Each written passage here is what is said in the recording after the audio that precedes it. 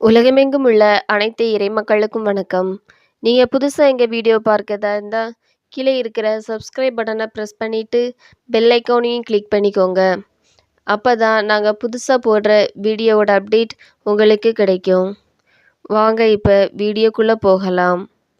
பொதுக்காலம் 11ஆம் ஞாயிறு 16/6/2024 திருப்பலி முன்னுரை. தன்னலம் துறந்து பிறநலம் பேணுவோம்.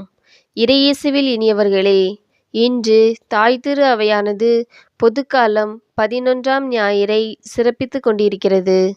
இன்றைய நாளின் வாசகங்கள் கடுகு விதை போன்று விதைக்கப்பட்ட இறையாட்சி ஆலமரம் போன்று வளர்ந்து பறவைகள், விலங்குகள், மனிதர்கள் என அனைவருக்கும் பயன்தரும் மரமாக வளர்ந்திருக்கிறது என்றும், நாம் அனைவரும் கடவுளின் நடுவர் இருக்கையின் முன் நிற்கும்போது நம் வாழ்வில் செய்த நன்மை தீமைக்கு ஏற்ப நமக்கு கைம்மாறு கிடைக்கும் என்றும் கூறுகிறது. இயேசு தொடங்கிய இறையாட்சி திரு அவை பாமரர்கள், படிப்பறிவு இல்லாதவர்கள், சமூக மதிப்பற்ற சீடர்கள் கொண்டு தொடங்கப்பட்டிருந்தாலும் இன்று உலகம் முழுவதும் ஆற்றல் மிக்கதாய் செயல்பட்டு கொண்டிருக்கிறது. கல்கத்தா வீதியில் தொடங்கிய அன்னை தெரசாவின் அன்பு பணி உலகெங்கும் விரிவடைந்து ஏழைகள், ஆதரவற்றோர், அனாதைகளுக்கு வாழ்வு வழங்கி கொண்டிருக்கிறது. அன்பு பணி என்பது அனைவருக்கும் உள்ள கடமை என்பதை உணர்ந்து செயல்படுவோம். இறையாசீர் பெறுவோம். முதல் வாசகம் எசேக்கியேல் நூலிலிருந்து வாசகம். அதிகாரம் 17 இறைவார்த்தைகள் 22 முதல் 24 முடிய. முதல் வாசக முன்னுரை. இன்றைய முதல் வாசகமான எசேக்கியேல் நூல் கூறும் செய்தியாவது: இஸ்ராயேல் மக்களில் நேர்மையாய் நடப்போரை கடவுள் நலன்களால் நிரப்பி மேன்மையடைய செய்வார் என்றும், தீமையின் பாதையில் நடப்போரை உலர்ந்த மரம் போல் வீழ்ச்சியுறச் செய்வார் என்றும், இறையாட்சியை கேதுரு மரம் போல் தழைக்கச் செய்வார் என்றும் கூறுகிறது.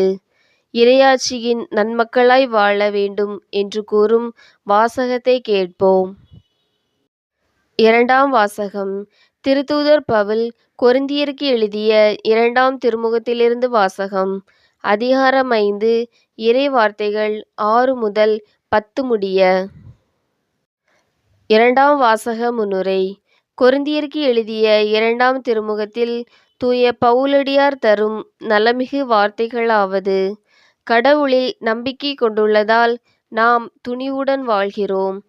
நம்மில் உள்ள தீமைகளை களைந்து கடவுளோடு ஒன்றித்து வாழ வேண்டும் என்றும், நம் செயல்பாடுகளுக்கு ஏற்ப கடவுள் கைம்மாறு தருவார் என்றும் கூறுகின்றார். நன்மையின் பாதையில் நடப்போம். இறையாசீர் பெறுவோம். விசுவாசிகள் மன்றாட்டு. சீடத்துவத்தின் மேன்மையை உணர்த்தும் அன்பு இறைவா, எங்கள் திருத்தந்தை, ஆயர்கள், அருள்பணியாளர்கள், அருட்சகோதரிகள், துறவிகள் அனைவரையும் உமது ஆசிரால் நிரப்பியருளும்.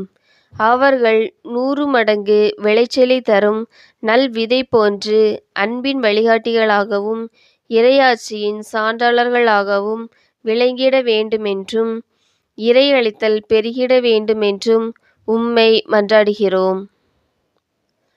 அமைதி அருள்பவரே, அன்பு இறைவா, எம் நாட்டில் தேர்ந்தெடுக்கப்பட்டுள்ள அரசியல் தலைவர்கள் மக்கள் நலன் காக்கும் நல்ல தலைவர்களாய் விளங்கிட வேண்டுமென்றும், வேற்றுமை களைந்து அனைத்து மக்களும் மகிழ்ச்சியாய் வாழ வேண்டுமென்றும் உம்மை மன்றாடுகிறோம். வாழ்வு வழங்கும் அன்பு இறைவா, எம் குடும்பங்களிலுள்ள அனைத்து இளையோர்களையும் உமது ஆசிரால் நிரப்பியருளும். அவர்கள் இறை ஞானமும் நல்லறிவும் கொண்டவர்களாய் விளங்கிட வேண்டுமென்றும், படித்து கொண்டிருப்பவர்கள் நல்ல முறையில் படிக்கவும், வேலைக்காக காத்திருப்போருக்கு நல்ல வேலை வாய்ப்பும், திருமணத்திற்காக காத்திருப்போருக்கு நல்ல வாழ்க்கை துணையும் கிடைத்திட வேண்டுமென்று உம்மை மன்றாடுகிறோம். வாழ்வை வளப்படுத்தும் அன்பு இறைவா, வெளியோர், வெளிநாடுகளில் வேலை செய்யும் எங்கள் குடும்ப உறுப்பினர்களை உமது ஆசிரால் நிரப்பியருளும்.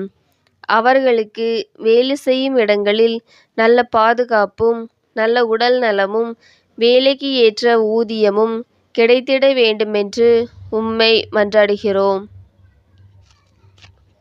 வாழ்வு வழங்கும் வள்ளலே, அன்பு இறைவா, இன்றைய நாள் திருப்பலியை சிறப்பிக்கும் இறை மக்களையும் பங்கு மக்கள் அனைவரையும் ஆசீர்வதித்து ஒருவருக்கொருவர் அன்புறவில் வாழ வேண்டும் என்றும் நல்ல உடல் நலமும் நல்வாழ்வும் தந்திட வேண்டுமென்றும் உம்மை மன்றாடுகிறோம். ஆமேன். உங்களுக்கு எங்கள் வீடியோ பிடிச்சிருந்துன்னா லைக் பண்ணுங்கள், கமெண்ட்ஸ் பண்ணுங்கள், உங்கள் உறவினர்களுக்கும் நண்பர்களுக்கும் ஷேர் பண்ணுங்கள். நன்றி.